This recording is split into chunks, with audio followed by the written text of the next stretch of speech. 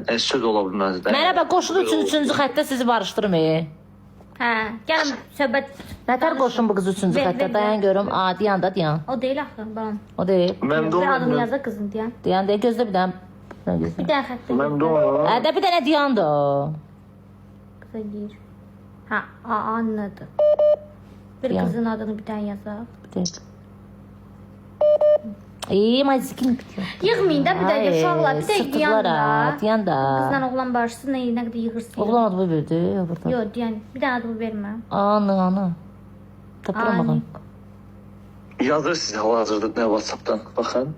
Yazır ya ama qoşamıram kızı. Ver bura qızın adını yazdım dedim. Yazdım da. Elə yazma da. Burada 10 dənə A var. Mən sizə açığım deyim. O qızın məndə nömrəsi. Ay oğlan sen qoş da. Qaqa deyən. Məndə onun nömrəsi belə yoxdur. Sadəcə biz Instagramdan da danışırıq. Deyən. Bu ne danışır? Siz burada tarda tanış.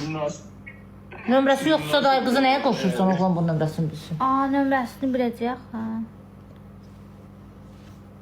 Fərqi yox, yəni onun Xanım deyir burada ya. Qoşulmaq istəyir, qoş görmək. Ay yaxşı qoş. Uzaq başı bulka atar da. Nə Qoş, bilirsən, qoş. deyən. Hoş. Fərqi yoxdur, yəni mən üçün nəticəsi və ya heç kimlə yəni qəsdən bərat eləsi bir şey. Bir diyan da sen ne kadar danışırsan. Diyan da mənim ölsələm daraldı. Diyan da.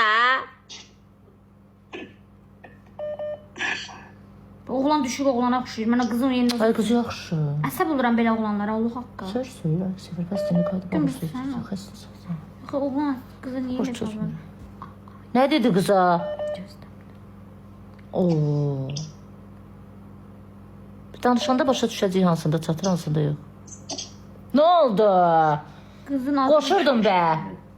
Sen de boyu bir yere sokum. İkimizin de boyunu sokum yere. Mən Çıxartmayayım başa o yerdən. düşmədim onu. Boş ver. Nəysə.